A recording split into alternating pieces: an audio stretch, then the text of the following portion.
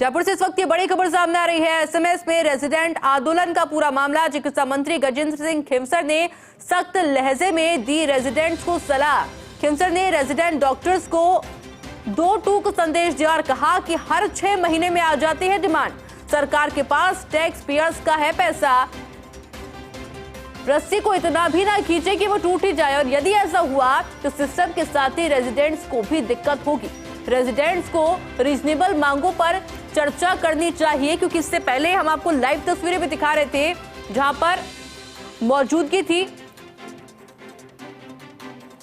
और गजेंद्र सिंह खिमसर के द्वारा साफ कह दिया गया था कि जो जायज मांग है उनको सुना जाएगा, लेकिन हर 6 महीने में जो परेशानी खड़ी हो जाती है, जिस तरह से कार्य बहिष्कार किया जाता है, ये तो बर्दाश्त नहीं होगा। एसएमएस में रेजिडेंट आंदोलन का पूरा मामला है, जिसमें चिकित्सा मंत्री गजेंद्र सिंह खिमसर ने सख्त लहजे में रेजिडेंट्स को सलाह दी है। खिमसर ने रेजिडेंट डॉक्टर्स को 2 टूक संदेश दिया और साफ तौर पर कह दिया है कि हर 6 महीने में डिमांड आ जाती है।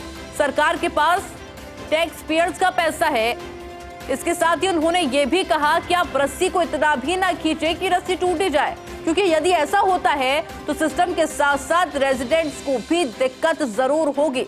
रेजिडेंट्स को रीजनेबल मांगों पर चर्चा करनी चाहिए। यानी कि इससे यह भी समझा जा सकता है, गजेंद्र सिंह खिमसर ने साफ कर दिया है कि जो आपकी जायज मांग होगी, जो आपकी रीजनेबल मांग होगी, वो हम सुनेंगे और उस पर कार्य भी किया जाएगा। लेकिन इसके अलावा जो रेजिडेंट डॉक्टर मांग कर रहे हैं, उन्हें उन मांगों को वापस लेना ही होगा।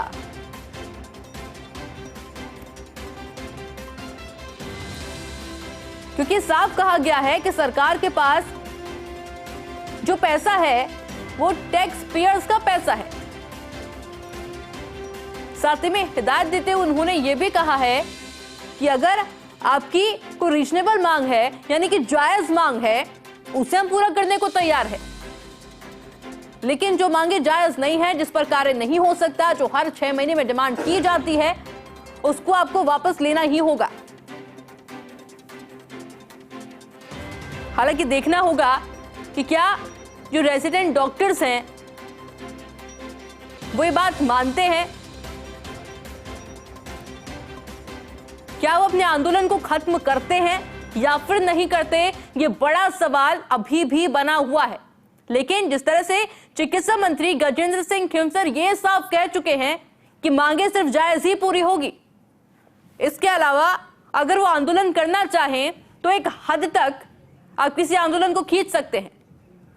और उदाहरण देते हुए उन्होंने ये भी कहा कि रस्सी को आप इतना भी ना खींचे कि वो टूट ही जाए, क्योंकि ऐसे में सिस्टम को तो दिक्कत होगी ही होगी, प्रशासन को तो दिक्कत होगी ही होगी, लेकिन इससे दिक्कत रेजिडेंट्स को भी होगी।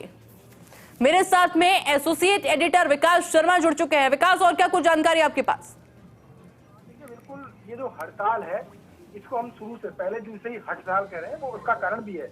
हम उनकी जायज मांगों को, रेजिडेंट की जायज मांग है, उसका हम भी समर्थन करते हैं। लेकिन जिस तरह से देर रात तक वार्ता के बाद में अचानक रेजिडेंटों ने हड़ताल शुरू की और उसमें वित्तीय मांगों को जोड़ करके एक नया दबाव बनाने का प्रयास किया गया कि हमारे स्टाइपेंड बढ़ाए जाए या हमारे भत्ते बढ़ाए जाए, हमारे बॉन्ड की शर्त को उठाई जाए, तो ये अपने आप में कह सकते हैं कि सीधे तौर पर प्रशासन को दबाव में लाने की बात है कि अभी इस वक्त वो प्रशासन दबाव में आ जाएगा और इस तरह की मांगों को मनवा लिया जाएगा। इसीलिए सिस्टम में बैठे हुए जो अधिकारी हैं, उन्होंने भी एक बार भी इनको वार्ता के लिए नहीं बुलाया और यही वजह है कि वापस से दबाव बनाने के लिए, प्रेशर क्रिएट करने के लिए रेजिडेंट्स ने 48 घंटे का अल्टीमेटम दे दिया है कि 48 घंटे बाद में 18 तारीख को संपूर्ण शटडाउन कर दिया जाएगा। लेकिन ये जो पूरा मामला है, इसमें मुझे लगता है कि सरकार को एक सख्त रवैया अपनाना होगा, क्योंकि जिस तरह से हर 6 महीने में हड़तालें होती है, तो ये निश्चित तौर पर समाज के लिए ठीक नहीं है। इनका कोई सोल्यूशन निकलना चाहिए। आज वही